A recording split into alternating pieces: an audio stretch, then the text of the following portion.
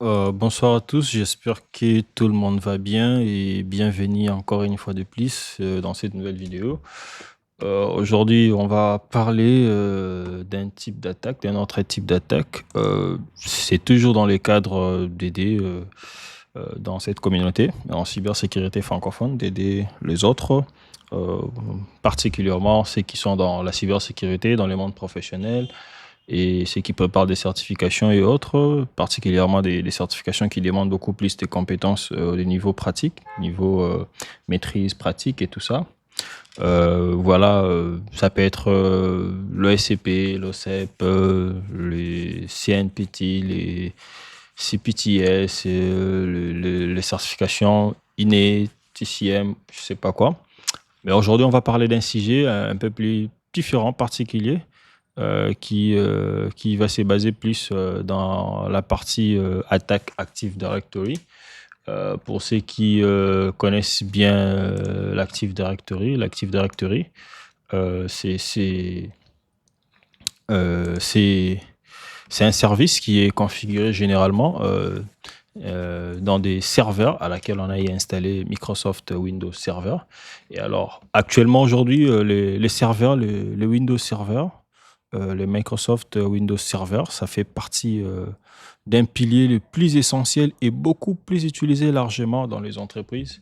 Et vous allez remarquer très souvent, on peut avoir un environnement mixte, mélangé de plusieurs systèmes, mais vous allez remarquer qu'il y a une grande partie des services et des services des bases de données, applications et autres, authentification centralisée, gestion d'identité, autres sont basés plus dans l'environnement Active Directory. C'est ce qui fait que jusqu'aujourd'hui, beaucoup des entreprises ne peuvent pas s'en passer. Mais malgré cela, celui-ci est aussi parfois bité des problèmes de sécurité, mais pas forcément parce que ces systèmes ne sont pas sécurisés, mais c'est dit du fait que la majorité des administrateurs systèmes ignorent beaucoup des bases et des problèmes de sécurité, ignorent beaucoup des paramétrages de sécurité, parfois des configurations mal faites, ça peut faciliter un attaquant à abuser de ces systèmes. Alors aujourd'hui, on va parler particulièrement d'un type d'attaque qu'on appelle par le Kerberoasting. Le Kerberoasting, en fait, c'est une technique de déplacement latéral, ok, d'élévation des privilèges au niveau d'un environnement Active Directory. Cette attaque, généralement, cible des comptes, ok, des comptes SPN, des comptes des services de nom principal. Et à travers ces comptes, généralement, ces comptes sont des identifiants uniques qui est utilisé par les Kerberos, associés à des instances, des services, des comptes et autres. Alors, qu'est-ce qui se passe? Très souvent, les comptes des domaines sont utilisés, ces comptes des domaines des services sont utilisés pour contourner la limitation de l'authentification. C'est ce qui fait que à travers cela, ces comptes seront obligés, par exemple, de se retrouver dans des groupes de l'administrateur du domaine, dans des groupes imbriqués qui doivent être liés au groupe des domaines administrateurs. C'est ce qui va lui permettre, ok, de faciliter l'authentification, de ne pas chaque fois de lui rappeler à s'authentifier et avoir assez de privilèges pour faciliter l'interaction de ces services. Alors, c'est ce qui fait que à travers l'attaque de Kerberoasting, ok, on peut pouvoir à travers un utilisateur normal, de récupérer et de faire le requête et de demander ces tickets, ok, au niveau de l'Active Directory qu'on appelle par euh, les TGS Rep, ok, les TGS Rep, ça va peut-être pouvoir vous ramener le hash des utilisateurs qui ont été configurés avec les services des noms principaux dans l'Active Directory qui vont vous donner le hash NTLML. Et imaginez-vous que vous avez un mot de passe qui est très facile. OK. Et une fois que l'attaquant récupère ces tâches-là, il peut, par exemple, les déchiffrer avec un outil de déchiffrage hors ligne qui est, par exemple, le H4. Voilà, ça peut forcément vous amener à trouver le bon mot de passe.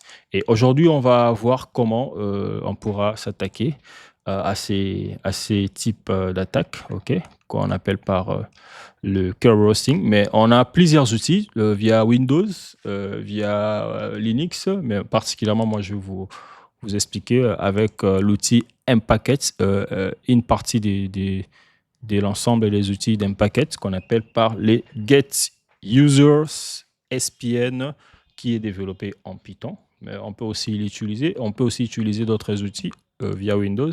Il y a le PowerView, il y a Rebus, il y a Mimikatz. Et voilà, aujourd'hui, on va faire une démonstration en passant par l'outil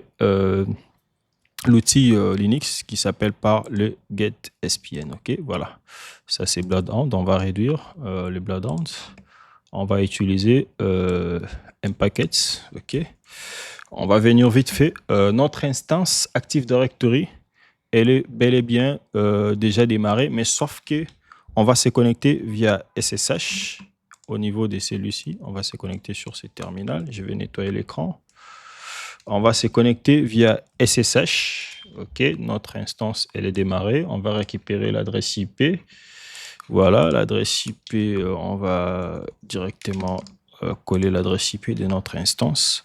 On va se connecter via SSH parce que la machine Active Directory n'est pas directement connectée à notre réseau.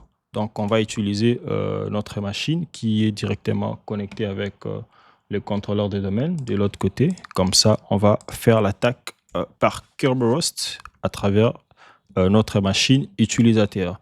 OK, voilà. Donc, si je fais ifconfig sur notre machine attaquant, cette machine a plusieurs interfaces. Ça, c'est l'interface qui est connectée à mon réseau, à laquelle je suis en mesure d'atteindre cette machine. Et cette machine a des interfaces. L'autre interface est connectée avec la partie Active Directory de l'autre côté. Alors, notre contrôleur de domaine, OK, lui, il a une adresse IP de 172.16.5.5. Alors, on va faire une attaque par Kerberos. Alors, qu'est-ce qu'on va faire? En premier lieu, on va dire à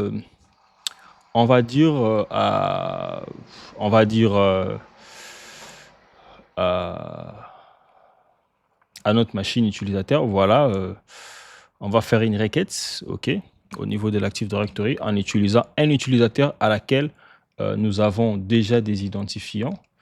À travers cet utilisateur, on aura à faire une demande de requête, OK, de requête Kerberosting avec notre outil, et celui-ci va nous répondre directement avec tous les comptes qui peuvent être Kerberostés, OK, au niveau voilà, de notre contrôleur de domaine. OK, voilà. On va faire une requête. Voilà, on va faire une requête.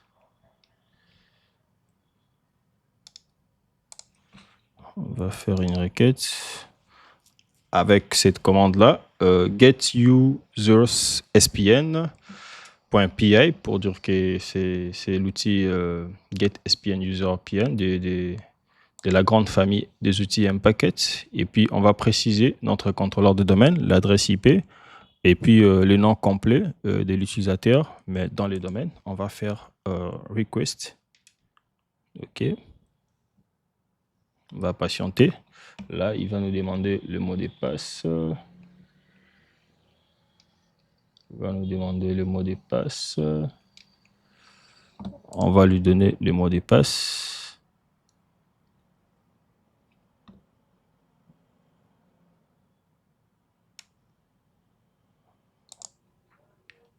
Voilà, on va insérer son mot de passe. Le mot de passe de l'utilisateur foreign. C'est ce qui va nous permettre de générer. Voilà, on a assez de tickets. Et précisément, ici, on n'a pas vraiment besoin d'avoir tout. On va cibler un utilisateur. OK. Alors, l'utilisateur qu'on a eu à cibler, c'est l'utilisateur qui est configuré avec le service SAP Service. OK. Alors, pour être beaucoup plus précis dans notre requête, OK, on va rappeler la commande et on va préciser request user, OK, tirer user par la commande, OK, et on va faire SAP service, OK, voilà. On va simplement demander, on va encore saisir le mot de passe, on suppose que c'est l'utilisateur qu'on avait compromis. Voilà, là, on n'aura que le hash de l'utilisateur on va faire une requête simplement de cet utilisateur, de ses comptes service. OK. Voilà, celui-ci. Voilà, le SAP service dans ces domaines-là et le nom du compte service. Voilà. Et ça, c'est le H. Voilà. Alors, qu'est-ce qu'on va faire dans le cadre d'avoir directement les outputs? On peut ajouter une option output, voilà, et puis ensuite le nom. Il va directement générer ces tâches, ok, au niveau de la sortie, de tous ces hash au niveau d'un fichier, ok. Alors, nous, dans notre cas, on va simplement recopier, ok, tout le hash. On va prendre tous les hash, ok. On va les copier. On va revenir ici sur notre terminal. Ça, on est sur la machine distant qui est dans les domaines. On va créer notre propre fichier, ok, mousepad. Et puis, on va les nommer simplement SAP service. Ok, voilà. Donc, c'est là où qu'on va contenir notre hash qu'on vient de récupérer, qu'on va pouvoir craquer offline, ok, en utilisant hashcat. Alors, par la suite, on va dire à hashcat, tu vas utiliser le mode 13100, qui est le mode qui va nous permettre de craquer le service account retrouvé par les hash Kerberos stable, ok. Et puis du coup, on va utiliser notre dictionnaire local, notre ensemble des mots local, ok, qui va pouvoir nous aider à craquer ces mots de passe, ok. Voilà. On va dire hashcat mode 13100 SAP service, notre fichier à laquelle on vient de créer, et puis les dictionnaires. Voilà. On va valider. Hashcat va lancer l'attaque. Voilà. Après, si les mots de passe, ça dépend de la complexité du mot de passe. Les mots de passe faibles, ça prend pas assez de temps pour retrouver les bons mots de passe. Si le mot de passe est pratiquement complexe, alors ça pouvait faire autant des jours et des années, ça ne pourra pas craquer. Et là, en moins, on va pouvoir signaler à notre client, à notre responsable de la cybersécurité, ben voilà, il y a quand même des problèmes qui peuvent être à la longue. Ça peut être possible qu'un attaquant puisse pouvoir s'attaquer aux comptes services qui ne sont pas protégés, bien protégés. Alors là, on vient de le craquer. Comme vous pouvez le voir, le mot de passe a été bien craqué. Et ces mots de passe, ça va pouvoir par la suite nous permettre voilà, de se connecter en tant que ces comptes services. Ok, voilà, merci. C'était juste pour vous démontrer. À la prochaine fois, on verra comment faire du mouvement latéral à travers ces identifiants du compte qui a été retrouvé, du compte service SAP service. Merci.